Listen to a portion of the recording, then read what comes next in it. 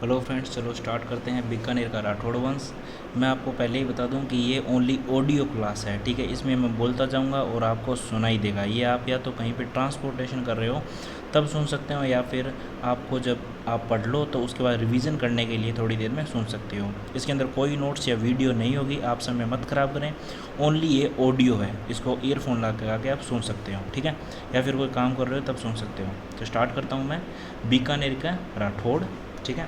तो राठौड़ों से उत्पत्ति हमने पिछली वीडियो में डिस्कस कर लिया था। अब कर रहे हैं बात बीकानेर के राठौड़ वंश की। सर्वप्रथम राजा आता है राव बीका 1465 से 1504 के अंदर। राव बीका का यह फैक्ट है कि 1465 में जांगल प्रदेश आया राव बीका। फिर जाट शासक नेरा और बीका ने मिलकर, ठीक है, ये बीकानेर की स्थापना की। उसके अलावा पुंगल के राव शेखों की पुत्री के साथ विवाह किया। राव बीका ने 1488 के अंदर बीकानेर की स्थापना की। करणी माता के आशीर्वाद से आका तीज पर 1488 में बीकानेर की स्थापना की थी। आका तीज पर, ठीक है, कि राव बीका ने। फिर करणी माता मूल मंदिर निर्माण करवाया राव बीका ने, ठीक है। उसके अलावा 2 नंबर आ जाता है राव लूणकर्ण। राव लूणकर्ण की यह है कि इसने नागौर में महमूद खां को हराया था। राव लूणकर्ण ने 1526 में डोसी के युद्ध में नारनौल नवाब अबी मीरा से लड़ता हुआ मारा गया, ठीक है। राव लूणकर्ण डोसी के युद्ध में नारनौल नवाब अबी मीरा से लड़ता हुआ मारा गया, ठीक है। बिट्टू सूजा राव जेतसिरो छंद लिखी। बिट्टू सूजा ने राव जेतसिरो छंद लिखी जिसमें कलयुग का कर्ण कहा है। राव लूणकर्ण को कलयुग का कर्ण कहा जाता है। बिट्टू सीजा ने कहा है राव जेतसी के छंद में कलयुग का कर्ण कहा है राव लूणकर्ण को, ठीक है। इसके अलावा करमचंद्र वंशोत्कीर्णन काव्यम में तुलना कर्ण से की है, ठीक है। करमचंद्र वंशोत्कीर्णन काव्यम, करमचंद्र वंशोत्कीर्णन काव्यम के अंदर तुलना कर्ण से की है राव लूणकर्ण की, ठीक है। निर्माण क्या करवाए? एक तो लूणकर्ण सर जीर्ण बनाई, दूसरा लक्ष्मीनाथ जी का मंदिर बनाया। तो राव लूणकर्ण का क्या इंपॉर्टेंट बात है कि इसने एक तो राव जेतसिरो छंद में इसको कलयुग का कर्ण कहा है, दूसरा इसे करमचंद्र वंशोत्कीर्णन काव्यम में कर्ण कहा है, तीसरा इसने लूणकर्ण झील बनाई और लक्ष्मीनाथ जी का मंदिर बनाया। राव जेतसी तीसरा राजा है, इंपॉर्टेंट। 1527 में खानवा युद्ध में अपने पुत्र कल्याणमल को भेजा राव जेतसी ने। 1534 में राती घाटी युद्ध में काबुल में मुगल शासक कामरान को हराया राव जेतसी ने, ठीक है। यह वर्णन मिलता है राव जेतसिरो छंद बिट्टू सूजा द्वारा रचित के अंदर। 1541 के अंदर साहिबा या पाहिबा का युद्ध होता है। 1541 या फिर 1542 के अंदर होता है साहिबा व पाहिबा का युद्ध, जिसमें मालदेव जीत जाता है और राव जेतसी हार जाते हैं और बीकानेर पर कब्जा कर लेते हैं जोधपुर वाले, ठीक है। शेर शाह से सहायता हेतु अपने मंत्री नागराज को भेजा साहिबा या पाहिबा के युद्ध में राव जेतसी ने।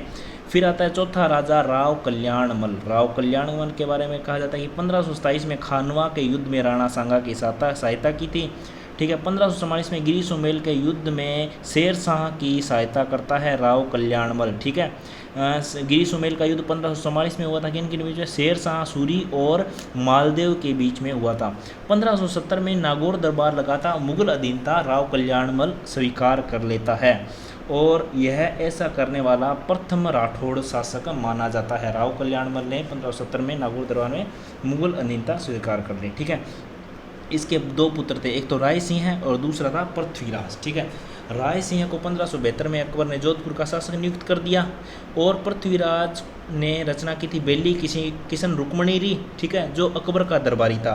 पृथ्वीराज अकबर का दरबारी था, ठीक है। मैं एक बार वापस रिपीट करता हूँ। कल्याणमल के 2 पुत्र थे, एक तो राय सिंह और पृथ्वीराज। राय सिंह को तो 1572 में अकबर ने जोधपुर का प्रशासक नियुक्त कर दिया और पृथ्वीराज को ले गया अपने साथ, जो अकबर का दरबारी बन गया पृथ्वीराज। और इसने बेली किशन रुक्मणीरी रचना की पृथ्वीराज ने, जो कि डिंगल भाषा में है, और दुर्सा आडा ने इसको 5वां ग्रंथ व 19वां पुराण कहा है। बेली किशन रुक्मणी को दुर्सा आडा ने 5वां ग्रंथ व 19वां पुराण कहा है।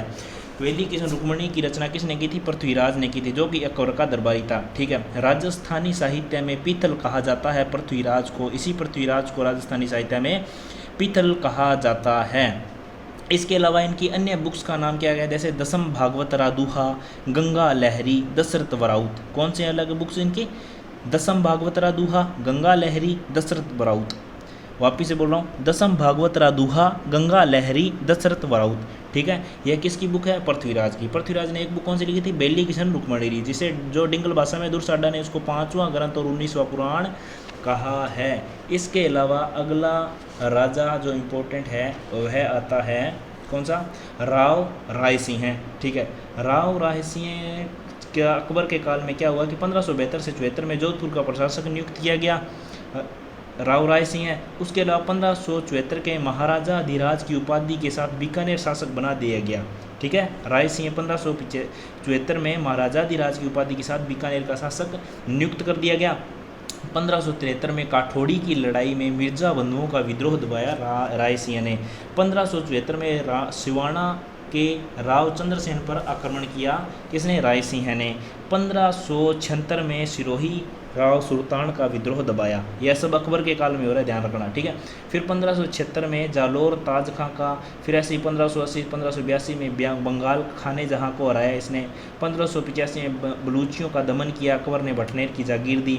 तो अकबर के काल में इसने कई इंपॉर्टेंट काम किए थे। फिर जहांगीर के काल में इसने क्या इंपॉर्टेंट काम किए थे? राय सिंह ने मनसब बना दिया गया जहांगीर द्वारा 5000 जात व सवार का। खुसरो का विद्रोह के समय आगरा की रक्षा का भाव सौंपा राय सिंह पर। आगरा की रक्षा का भार राय सिंह पर सौंपा किसने? जहांगीर ने। ठीक है, उसके बाद सांस्कृतिक उपलब्धियाँ क्या क्या थी? इसने निर्माण करवाया 1589 से 1594 में जूनागढ़ का। करमचंद की देख रेख में जूनागढ़ का निर्माण राय सिंह ने करवाया। राय सिंह प्रशस्ति जूनागढ़ प्रशस्ति का निर्माण करवाया। यह राय सिंह प्रशस्ति या फिर जूनागढ़ प्रशस्ति संस्कृत में है। इसके रचयिता जैन मुनि जैता है। राय सिंह प्रशस्ति के रचयिता जैन मुनि जैता है। बीका से राय सिंह तक की जानकारी मिलती है राय सिंह प्रशस्ति से। ठीक है, रचना इसके अलावा कौन कौन सी, जैसे कि राय सिंह महोत्सव, वेदक वंशावली, ज्योतिष रत्नमाला, बाल बोधिनी। ठीक है, राय सिंह की रचनाएं कौन कौन सी है? राय सिंह महोत्सव, वेदक वंशावली, ज्योतिष रत्नमाला, बाल बोधिनी। ठीक है, इनको उपाधियां कौन कौन सी दी थी? राय सिंह को उपाधियां कौन कौन सी दी गई थी? सर्वप्रथम उपाधि है राजेंद्र। ठीक है, यह करमचंद्र वंशोत्कीर्णन काव्यम में इनको राजेंद्र कहा है। ठीक है, राजपुताने का कर्ण। ठीक है, राजपुताने का कर्ण मुंशी देवी प्रसाद ने कहा है किसको? इसको राय सिंह को। ठीक है, अब देखो अगला राजा आता है महाराणा कर्ण सिंह। ठीक है, महाराणा कर्ण सिंह के बारे में है कि मुगल उत्तराधिकारी संघर्ष में भाग नहीं लिया महाराणा कर्ण सिंह ने। खजुआ युद्ध में औरंगजेब सहायता हेतु तो अपने पुत्र पदम सिंह व केसरी सिंह को भेजा था। फिर महाराणा कर्ण सिंह बीकानेर वाले के काल में ही मतीरे की राड़ 1644 में हुई थी। जाखड़िया गांव की सीमा का विवाद था मतीरे की राड़। ठीक है, बीकानेर का कर्ण सिंह था और नागौर का अमर सिंह था। मान लो कि बीकानेर का कर्ण सिंह हुआ था विजयी, मतीरे लग गया था नागौर के साइड अमर सिंह की तरफ और मतीरा लगा था कर्ण सिंह की तरफ और बेल लगी थी अमर सिंह की तरफ। ठीक है, अमर सिंह नागौर की तरफ बेल लगी थी और मतीरा लगा था कर्ण सिंह वाले खेत के अंदर। ठीक है, यहाँ दोनों किसान थे, मतलब अलग अलग इनके बीकानेर शासक के और कर्ण सिंह, बीकानेर कर्ण सिंह शासक और अमर सिंह के शासकों के आगे कोई किसान थे, उनके खेतों में ऐसा हुआ था। उपाधि जांगलधर बादशाह दी है औरंगजेब ने। महाराणा कर्ण सिंह को जांगलधर बादशाह कहा जाता है। महाराणा कर्ण सिंह को जांगलधर बादशाह औरंगजेब ने दी थी। चिंतामणि भट्ट के सुख सप्ती में भी इन्हें जांगलधर बादशाह लिखा है। औरंगजेब ने इनको यह उपाधि दी थी। ठीक है, पुस्तक है इनकी साहित्य कल्पद्रुम। दरबारी इनका गंगानंद मैथिली था, जिसकी बुक है कर्णभूषण काव्य डाकिनी। इनका दरबारी गंगानंद मैथिली था, जिनकी बुक है कर्णभूषण और काव्य डाकिनी। ठीक है, 7वां राजा है महाराजा अनूप सिंह। ठीक है, औरंगजेब ने महाराजा इनकी उपाधि दी इनको महाराजा और माही मरातीब की उपाधि दी। औरंगजेब ने 2 उपाधियां दी महाराजा अनूप सिंह को, एक तो महाराजा की, दूसरी माहिम मरातीब की। ठीक है, महाराजा और माहिम मरातीब की। अनूप संस्कृत पुस्तकालय का निर्माण करवाया महाराजा अनूप सिंह ने। शासनकाल में इनके अनूप सिंह के बीकानेरी चित्रकला का स्वर्ण काल माना जाता है। चित्रशैली पर दक्षिण का प्रभाव था। आनंद राम ने गीता का सर्वप्रथम मारवाड़ी गद्य व पद्य में अनुवाद किया था अनूप सिंह के काल में ही। इनकी पुस्तकें, अनूप सिंह की पुस्तकें कौन कौन सी है? अनूप विवेक जो कि तंत्र शास्त्र पर है। दूसरी है अनूपोदय गीत जो गोविंद पर टीका है। उसके अलावा अनूप रत्नाकर, और चौथी है काम प्रबोध, पांचवी है श्राद्ध प्रयोग, और छठी नंबर है संगीतानुपराग, और सातवीं है कौतुक सारोद्रा। ठीक है, वापिस बुक्स के नाम बोल रहा हूँ मैं, अनूप सिंह की बुक्स के नाम: अनूप विवेक, अनूपोदय गीत, अनूप रत्नाकर, काम प्रबोध, श्राद्ध प्रयोग, संगीतानुपराग, कौतुक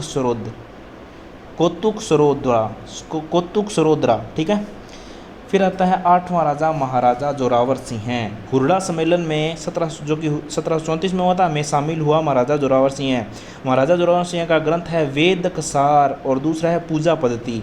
महाराजा जोरावर सिंह का ग्रंथ है वेदक सार और पूजा पद्धति। ठीक है, इसके बाद आता है नौवां राजा महाराजा गज सिंह हैं।